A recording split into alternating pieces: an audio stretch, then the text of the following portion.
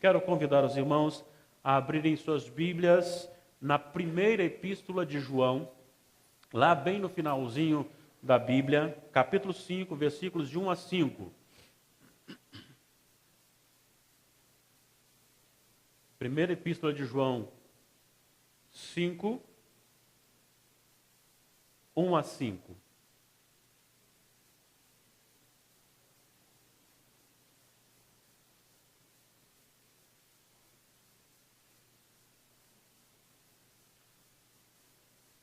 O apóstolo João, ele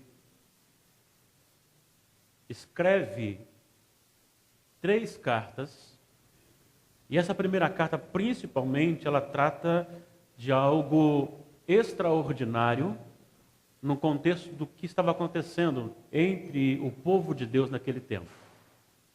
Naquele tempo havia muitas pessoas e grupos se levantando e negando Jesus Cristo como Deus, e o outro grupo negando como homem.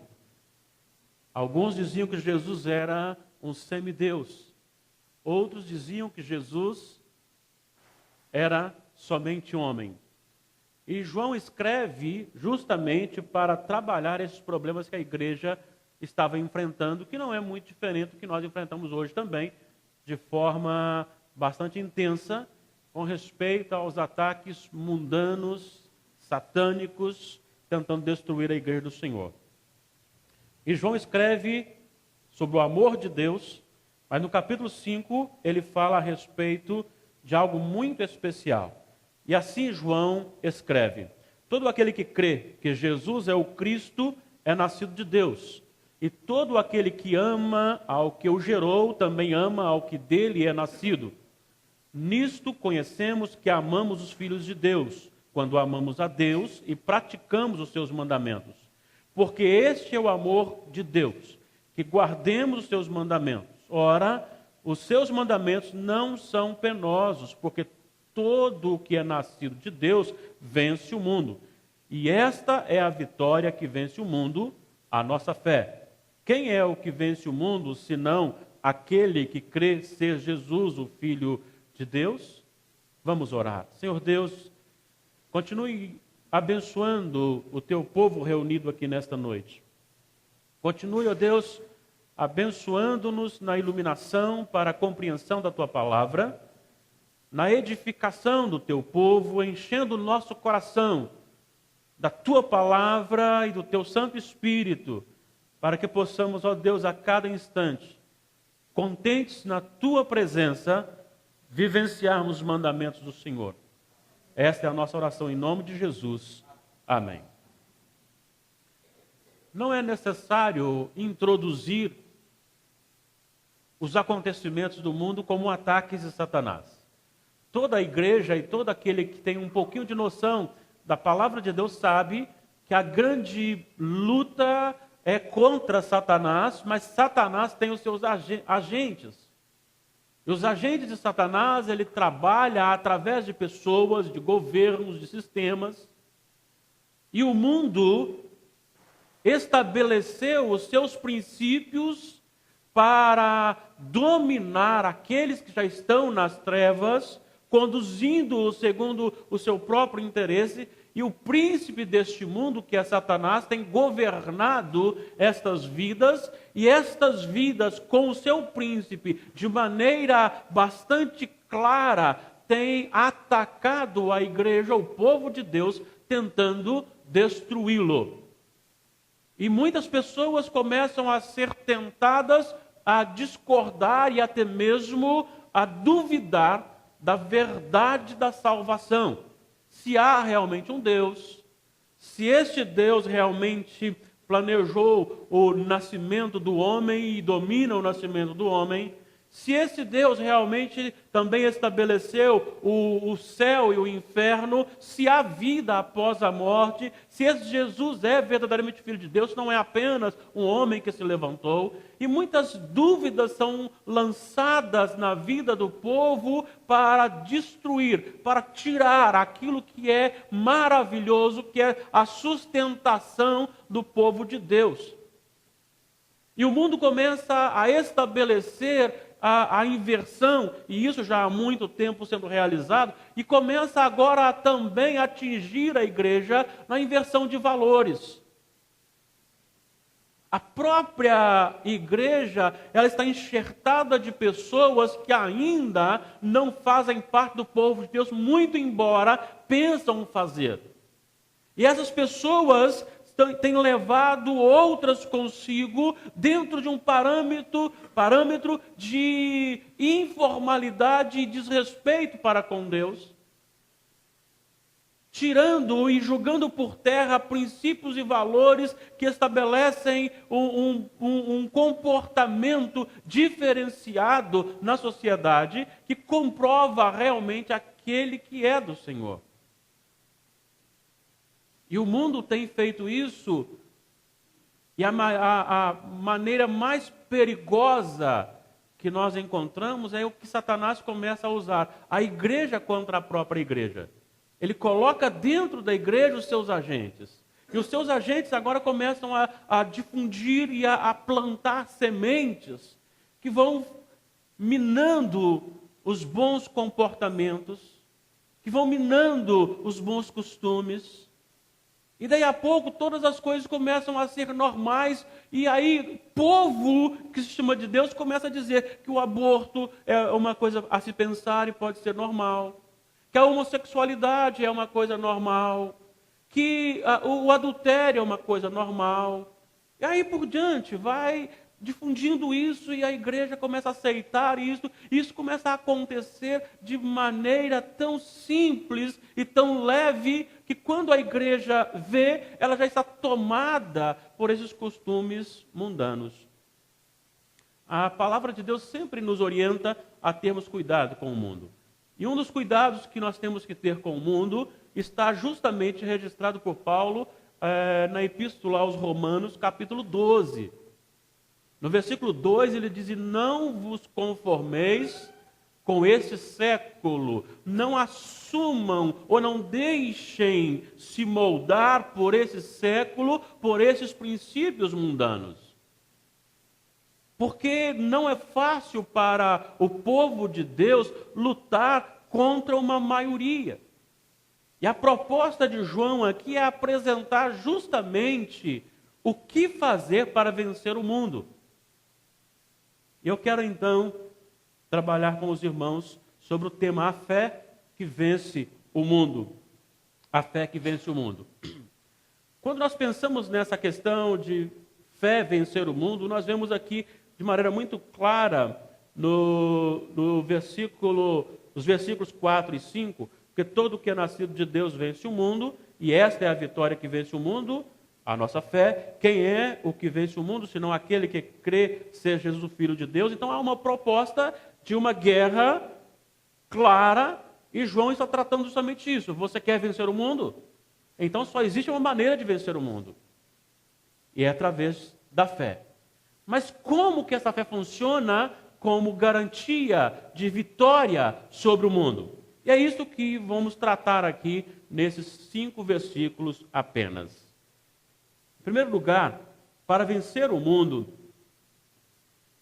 João nos ensina que nós precisamos exercer a fé, não uma fé comum, mas uma fé causada pela nova vida, pela regeneração.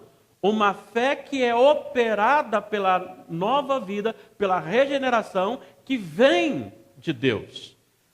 Capítulo 5, versículo 1 diz: todo aquele que crê que Jesus é o Cristo é nascido de Deus. E um termo mais literal seria: foi nascido de Deus. Veja bem, quando se fala em ser nascido, significa que houve uma nova vida, Houve uma nova geração, fomos gerados de novo, e esse gerar de novo tem um princípio e uma origem, que ela não está no homem, mas ela está em Deus, é nascido de Deus. Quando nós pensamos nessa fé que é gerada por aquele que nos deu vida, então essa nova vida vem com ela, esta fé é algo também conduzido pelo próprio Deus. Em João capítulo 3, quando Nicodemos conversa com Jesus, nos versículos 5 e 6, Jesus deixa muito claro que o que é nascido da carne é carne, e o que é nascido do Espírito é Espírito. De todo o Antigo Testamento e em todo o Novo Testamento, nós não encontramos em momento algum a possibilidade do homem escolher nascer de novo. Tudo isso é ação de Deus. É Ele que opera o novo nascimento. Tanto é que no texto que nós citamos de João 3, no relacionamento e no diálogo de Jesus com Nicodemos, ele vai dizer que o Espírito é como o vento. Você não vê nem de onde ele veio, nem para onde ele vai. Você apenas percebe os seus efeitos. Você experimenta os seus efeitos. Você não provoca o vento. Você recebe os seus efeitos. E aqui é justamente isso, nascido de Deus. Deus opera no coração uma nova vida. Paulo escreve aos Efésios, capítulo 2, ele vos deu vida estando vós mortos nos vossos delitos e pecados. Jesus disse em João, no capítulo, se eu estou equivocado, 6, 37 em diante, ele vai dizer o seguinte: ninguém pode vir a mim se pelo Pai não me for dado. Então a conversão, o novo nascimento, é uma proposta direcionada pelo Senhor, efetuada pelo Senhor no coração daquele que está morto. E consequentemente, agora, ele, nascido de Deus, ele recebe fé. Mas não é algo que agora, neste momento, acontece a regeneração e semana que vem a fé. É algo que acontece simultaneamente. Deus dá a vida e quando o homem é regenerado, automaticamente ele recebe também a fé. E ele passa a crer. Mas é um ato tão de Deus que Pedro chega a dizer na primeira epístola, capítulo 1, versículo 3, que a nossa regeneração, ela é efetuada por Deus segundo a sua misericórdia. Aprove a Deus fazer aos seus eleitos nascer de novo. Então é a misericórdia de Deus aplicada no coração do homem morto que faz-lhe renascer, que faz-lhe agora ter uma nova vida. É uma ação soberana de Deus, e aquele que não recebe essa ação de Deus, ele não pode nascer de novo, porque por si só ele não tem condições de nascer de novo. Porque o novo nascimento é parte de uma ressurreição. Ele ressuscita com Cristo. Em momento algum, um morto pode se ressuscitar. Ele só pode ser ressuscitado. E a regeneração é justamente esta obra. E esta obra da regeneração é a causa da fé. Veja bem, vou reler. Todo aquele que crê que Jesus é o Cristo foi nascido de Deus. Então, nascido de Deus, você crê. Esta é a ação soberana para que você possa vencer o mundo. O segundo aspecto importante dentro desta fé é que esta fé que vence o mundo não pode ser simplesmente acreditar em alguma coisa. Esta fé causada pelo novo nascimento, pela regeneração, esta fé tem consigo algo muito especial, porque esta fé é direcionada a Jesus o Cristo. Fé em Jesus para a salvação. Muitas pessoas têm fé, muitas pessoas têm diferentes tipos de fé. Alguns creem em amuletos, outros creem que não pode passar debaixo de uma escada, outro pensa que se bater na madeira vai evitar alguma coisa, e por aí vai. Alguns pensam que se curvar diante de pessoas do passado que foram homens e mulheres que realmente tiveram vida com Deus resolverá o seu problema. Outros pensam que ser membro de uma igreja ou denominação vai resolver o seu problema. Outros pensam que ser seguidor de A ou B resolverá o seu problema. Na verdade, não.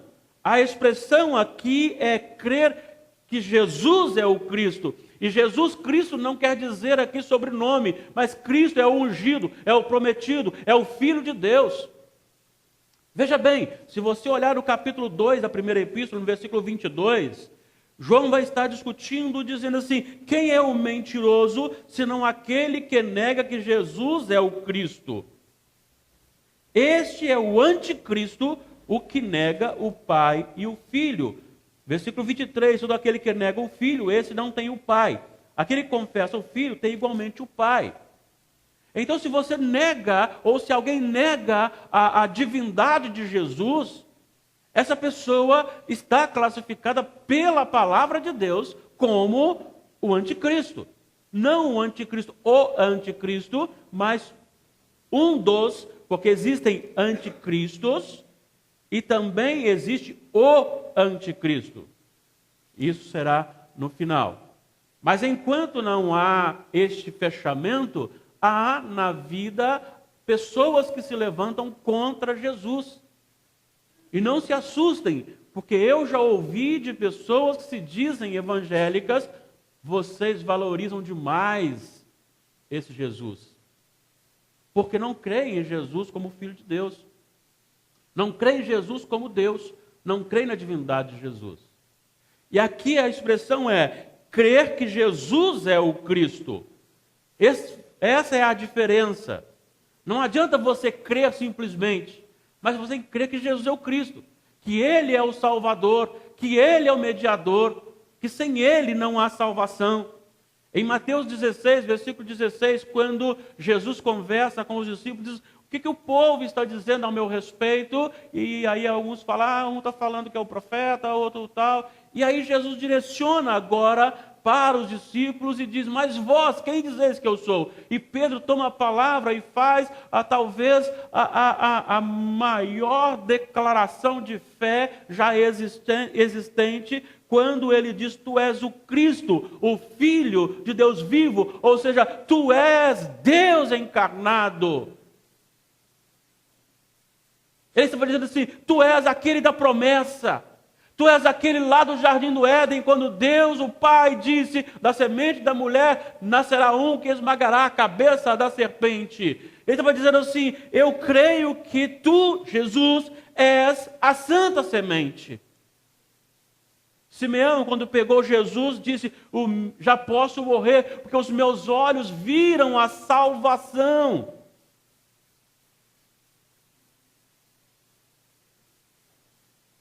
No Evangelho de João, no capítulo 4, a mulher samaritana, ela é surpreendida com um diálogo com Jesus. E no decorrer da conversa, ela vai dizer assim: eu sei que há de vir o Messias chamado Cristo. E Jesus então se declara àquela mulher: eu sou o prometido.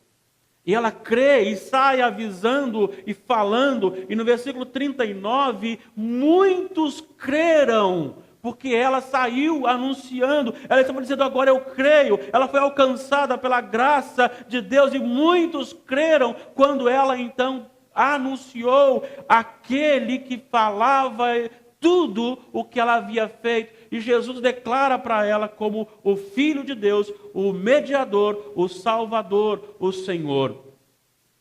Pedro, quando está discursando aqueles homens que, assustados ali com o crescimento da igreja e com Pentecostes, Pedro vai dizer no capítulo 4, versículo 12 de Atos, ele vai dizer o seguinte: e não há salvação fora do nome de Jesus.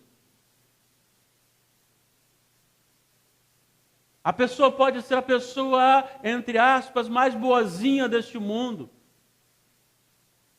1 Coríntios 13, a pessoa pode ter experiências de falar a língua dos homens e dos anjos. Ele pode ter a experiência de se doar no serviço ao próximo. Ele pode vender tudo o que ele tem e distribuir aos pobres. Ele pode até assumir a pena de morte de uma pessoa e morrer por ela. Mas se ele não estiver em Cristo, que é o verdadeiro sentido das boas obras, isso tudo para ele é apenas um acontecimento. Só vai acontecer um registro na história de que aquela pessoa abriu mão de tudo, possivelmente sairá nos jornais, possivelmente a televisão vai aparecer, mas não vai passar disso. Não tem proveito nenhum para o céu, porque não há salvação nas boas obras, é só em Cristo. E está dizendo então, quer vencer o mundo? Então creia em Cristo. Creia que Jesus é o Cristo. Infelizmente, muitas pessoas têm colocado e estabelecido Jesus de acordo com o seu preceito. Tem aquele grupo que pensa que Jesus é aquele camarada que vai viver com todo mundo em paz, não vai criar problema com ninguém. Não, o Jesus que eu creio é um Jesus que brigava com os fariseus. Tem aqueles outros que vai pensar que Jesus se parece mais um curandeiro. Tem outros que parece que veem Jesus como um banco que vai suprir a sua necessidade, porém diferente do banco, sem lhe cobrar juros. E você pode chegar lá e tirar dele quando quiser. Tem muitas pessoas que não querem saber nada de Jesus, a não ser o que pode levar para casa como benefício. Mas não é esse Jesus da Bíblia. O crer que Jesus é o Cristo significa que nada das outras coisas fazem parte da nossa vida em primeiro lugar.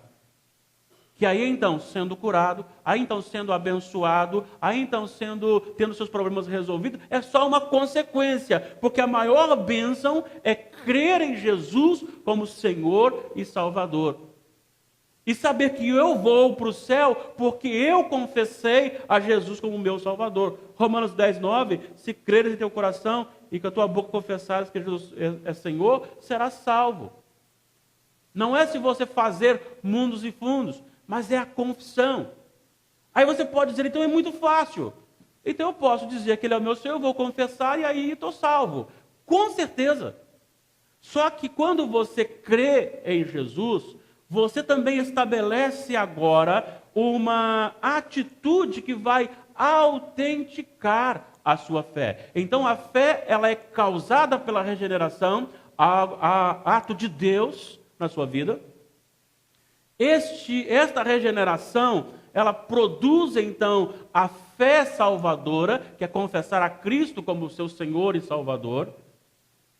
E este crer em Cristo como Jesus, como o Cristo, como o prometido, como o Filho de Deus, como o mediador, isto vai transformar a sua vida de tal maneira que as suas obras vão autenticar a sua fé.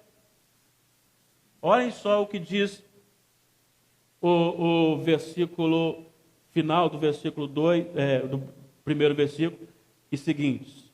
E todo aquele que ama ao que o gerou, também ama o que dele é nascido. Nisto conhecemos que amamos os filhos de Deus, quando amamos a Deus e praticamos seus mandamentos. Porque este é o amor de Deus, que guardemos seus mandamentos. Ora, os seus mandamentos não são penosos, porque todo que é nascido de Deus vence o mundo, e esta é a vitória que vence o mundo, a nossa fé. Então o que João está dizendo aqui é que não existe incoerência de vida. Se eu não amo a Deus, se eu não amo o próximo, se eu não obedeço os mandamentos, então eu não sou regenerado e tenho a fé salvadora. Eu creio em qualquer Jesus, menos que Jesus é o Cristo. Esta autenticação, ela vem então de forma maravilhosa, em que eu amo a Deus. Muitas pessoas têm dificuldades em entender o amor a Deus. E há pouco tempo, conversando com uma pessoa, ela disse que estava evangelizando e alguém disse: é impossível, que Deus é este que pode salvar alguém que fez tanta maldade, no final da vida se converteu, se arrependeu? Como é que Deus vai salvar uma pessoa dessa? É o amor de Deus. E quando eu amo a Deus justamente por isso. É porque Ele me amou, e se não fosse esse amor, eu não teria nascido de novo. Agora, este amor a Deus, e eu declaro, eu amo o Senhor, este amor, ele é demonstrado na comunhão e no amor ao próximo, aos meus irmãos. Olha só, a expressão é: todo aquele que ama ao que o gerou, também ama o que dele é nascido. Eu não posso dizer que amo a Deus e odiar o meu irmão. Isso é incoerência. Isso é negação da primeira afirmação. Eu só posso dizer que amo a Deus se eu amar o meu próximo. E eu só posso dizer que esse amor ao próximo é verdadeiro, é autêntico para a salvação, quando eu obedecer os mandamentos do Senhor. Veja bem, são 3 coisas importantes aqui. Eu amo a Deus, amo o meu irmão, e amando a Deus e o meu irmão, obedeço os seus mandamentos. Por que a igreja acha o mandamento de Deus pesado? Bom, não deveria. Porque está bem claro aqui que os mandamentos de Deus não são penosos. Só acha penoso aquele que ainda não foi liberado das trevas deste mundo, que tem o seu coração ainda agarrado nos princípios deste mundo. E ele está bem específico aqui, porque esse é o amor de Deus, que guardemos os seus mandamentos. Ora, os seus mandamentos não são penosos, porque todo que é nascido de Deus vence o mundo, vence os desejos carnais, vence os princípios carnais e humanos. Porque o cristianismo, a cruz de Cristo, ela me coloca, como já disse algumas vezes aqui, numa posição de servo. E se todos nós olharmos a vida como servos de Deus para servir os outros, todos serão servidos. E este é o grande mandamento: eu não devo mais nada ao mundo. Para mim não é difícil mais abandonar aquela prática antiga, porque o mundo não tem nenhum efeito mais sobre a minha vida, efeito de domínio. É por isso que Paulo vai dizer aos Gálatas, no capítulo 2, no versículo 20, quando ele vem tratando ali, ele chama a atenção de Pedro, porque Pedro, enquanto estava longe dos judeus, começou a estar com os gentios, e quando chegam os judeus, ele começa a exigir alguma coisa dos gentios. Paulo chama-lhe a atenção e vai dizer o seguinte: eu já não vivo mais sob a lei. E vai dizer que eu vivo agora, não mais a minha vida, mas Cristo vive em mim. E o viver que agora tenho, vivo pela fé no Filho de Deus, que a si mesmo se entregou por mim. O que ele está dizendo é justamente isso. O homem regenerado significa que o velho homem ficou para trás. É uma nova vida. É uma vida de serviço. É uma vida de desafios, claro, mas é uma vida de serviço. E não há mais uma preocupação em satisfazer a sua própria vontade, porque a sua fé está fundamentada naquele que venceu por você. E você só pode crer nisso, porque o Pai lhe deu vida. E antes de exigir que você o amasse, Ele lhe amou primeiro. Quer ser um vencedor? Se você quer ser um vencedor, então, creia que Jesus é o Cristo. E você crendo é porque Deus lhe deu vida. E você crendo e recebendo esta vida, a sua vida será transformada. Deus estará em primeiro lugar. O próximo será alvo do seu amor. E os mandamentos de Deus serão graciosos.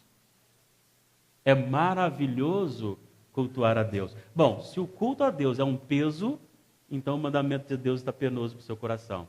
Sinto muito em informar isso. Você precisa nascer de novo. Só Deus pode efetuar isso. E a minha oração é que o Espírito Santo entre no nosso coração de tal maneira. Não peça licença. Invada. Nos dê nova vida. A fé em Cristo, fé salvífica, fé salvadora. E o efeito disso seja uma vida de serviço na sociedade, que todos olhem e Deus apareça como glorificado na nossa vida. Deus nos abençoe. Amém.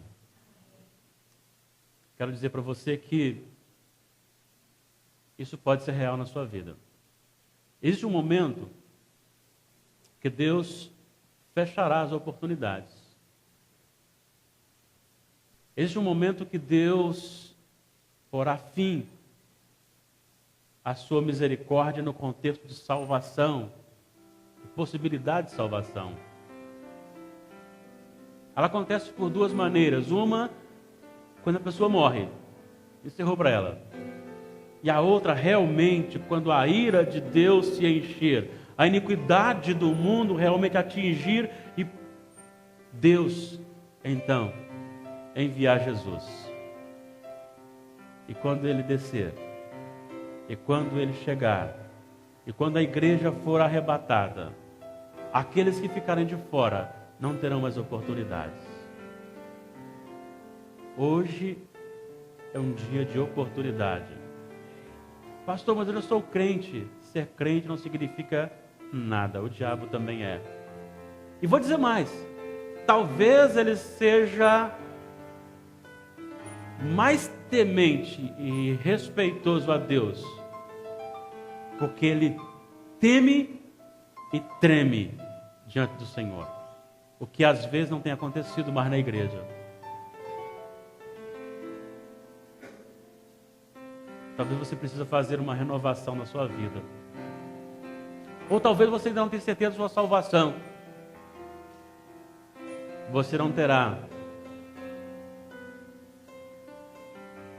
a chance de chegar no último dia e falar, eu não sabia. Sabia sim. Porque você ouviu. Principalmente hoje, que é necessário confessar Jesus como o Cristo, o Messias, o Mediador, o Salvador, o Senhor. E esta confissão, ela resulta numa vida diferenciada. Então, aquele que tem uma natureza bastante dura, grosseira, ele passa a ser moldado pelo Espírito Santo. E aí ele começa a amar até mesmo seus inimigos. E aí ele começa a orar pelos que perseguem. Eu quero desafiá-lo nesta noite a fazer isto. Ser um cristão radical. Radical por Jesus. Amar a Deus sobre todas as coisas, inclusive sobre você mesmo. Nós estamos chegando ao final e desejo que você pense nisso. Não deixe para amanhã. Vá para casa com uma nova criatura. Saia daqui como um novo Douglas, uma nova Aline, uma nova Nina, um novo William, um novo Everson, em nome de Jesus.